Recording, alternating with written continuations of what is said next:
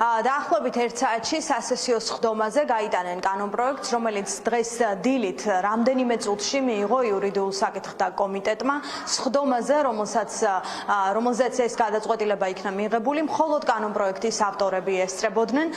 მხოლოდ ერთი კითხვა დაისვა და ისიც კანონპროექტის ერთ-ერთი ავტორის მხრიდან.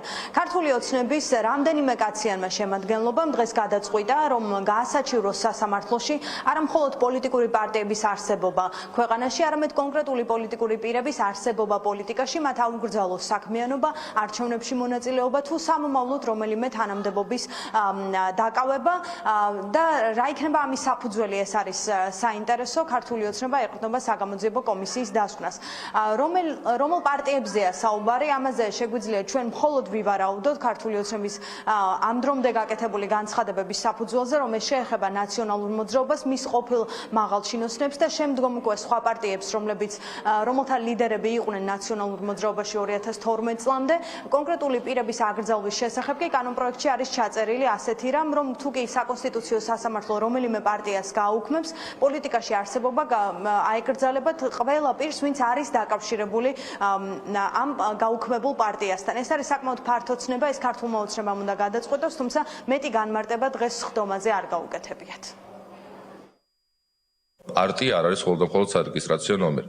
ან პარტია არ არის მხოლოდ და მხოლოდ ის შენობა ნაგებობა, სადაც სათაო ოფისია განთავსებული. მაგალითისთვის კონკრეტულად ნაციონალურ მოძრაობას საკუთარი ოფისი საერთოდ არ გააჩნია და როგორც ვრცელდება ინფორმაცია, გაყიდეს კიდეც. დამეთი ფინანსური კრიზისიდან გამომდინარე, შავფულს ვეღარ ატრიალებენ მარტივად, ისევ ჩვენი საკანონმდებლო ცვლილებებიდან გამომდინარე, რომ კონკრეტული პარტია იკრძალება მის წევრებს და მასთან დაკავშირებულ პირებს არ ექნებათ შესაძლებლობა ისარგებლონ პასიური საარჩევნო უფლებით. ანუ მათ აღარ შეეძლებათ იყვნენ არჩეულები, მაგალითად საქართველოს პარლამენტში, მუნიციპალიტეტებში 2003 წლიდან დღემდე კონკრეტული პარტიები და რეალურად ეს ერთი პარტია სხვადასხვა სახელით, სხვადასხვა სიმბოლიკით, სხვადასხვა ფერების გამოყენებით, მაგრამ მიზნობრივად ერთნი არიან და არ არსებობს კონსტიტუციაში მითითებული პარტიის აკრძალვის საფუძველი, რომელიც ამ პარტიებს დარღვეული არ ქონდეთ. მხოლოდ 4 ოქტომბრის მოვლენები არის საკმარისი იმისათვის, რომ კონკრეტული პარტიების აკრძალვის საფუძველი არსებობდეს. პოლიტიკაში ჩართული აგენტურა დასრულდება, შესაბამისად შესაძლებლობა გაუჩნდება რეალურად სახელმწიფოებრივად მოაზროვნე ადამიანებს, ვისთვისაც საქართველო არის სამშობლო და არა რომელიმე ქვეყანა ან რომელიმე გაერთიანება სხვა არის სამშობლო, მათ მიეცნება შესაძლებლობა, რომ ჩაერთონ პოლიტიკაში. შესაბამისად საბოლოო გადაწყვეტილება, რა თქმა უნდა მიიღოს საკონსტიტუციო სასამართლომ კონკრეტულად მოსარჩელის მიერ წარდგენილი მტკიცებულებების საფუძველზე და ამავდროულად მეორე მხარესაც ექნება შესაძლებლობა, რომ საკუთარი უფლებები დაიცვას.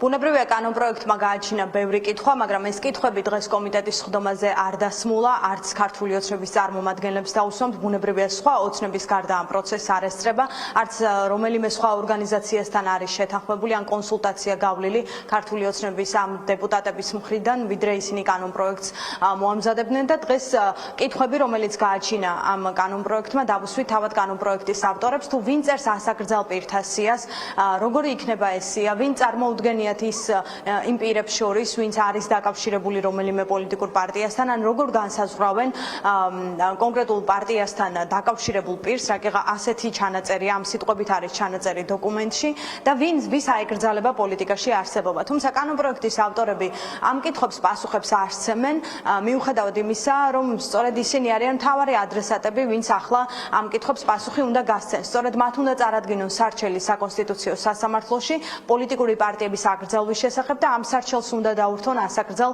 პირთა სია, რომელიც პოლიტიკაში ყოფნის აკრძალვის გადაწყვეტილება შემდგომ უკვე მოსამართლეთა კოლეგიამ უნდა მიიღოს. ჩვენ რა შთაბეჭდილებაც გვექმნება ქართული ოცნების განცხადებებზე დაყრდნობით, ჩვენ შეგვიძლია ვივარაუდოთ, რომ ყველა პირი, ვინც ქართულ ოცნებას დისკომფორტს უქმნის 2012 წლამდე თუ 12 წლის შემდეგ, შესაძლოა ამ სიაში აღმოჩნდეს. საკონსტიტუციო სასამართლოს 9 წევრი. როგორ განისაზღვრება მაგალითად ნაციონალურ მოძრაობასთან თქვენს დაკავშირება? ტელევიზიას არ ვეწერებ. არა, საზოგადოებას განუმარტეთ, ბატონო. არ ვეწერები თქვენს ტელევიზიას. ნაციონალურ მოძრაობას განუმარტეთ. მასთან დაკავშირებულ პირებს როგორ განსაზღვრებთ? ჩამოაყალიბეთ კითხვა? ბოლოა? ბოლო კითხვა? არ გეწერები თქვენ. სიას ვინ წერს, ბატონო? გაიგებთ პასუხი, არ გეწერები. ვის აუკრძალავთ პოლიტიკურ საქმიანობას? მაგას გაიგებთ. ვინ წერს ამ სიას? სიაგრძელი იქნება. გაიგებთ ყველაფერს. თქვენ როგორ განსაზღვრებთ პირებს, ვინც არიან დაკავშირებული რომელიმე პარტიასთან? ან ვინ წერს ამ სიას, ბატონ თორნიკე? შეგიძლიათ თქვენს კანონზე გაგვცეთ პასუხი. მთელი საზოგადოება ნახულობს, უყურებს კონკრეტულ პიროვნებებს, რომლებიც ქმნიან თვითონ პარტიაში ამინს და ის პირები განისაზღვრება აქედან გამომდინარე. ძალიან მარტივად. ვინც განცხადებებს აკეთებს? არა, რატო განცხადება? ვინც ქმედებებით გამოხატა, მარტო განცხადებებით არა. ქმედებებით, რაც ჩაიდინეს ის პიროვნებები, რა თქმა უნდა, ისინი უნდა იყოს ჩამოცილებული. და რა ჩაიდინეს ბატონ შოთა? რა ჩაიდინეს და ის რაც ქვეყანას დამართეს ზუსტად ის.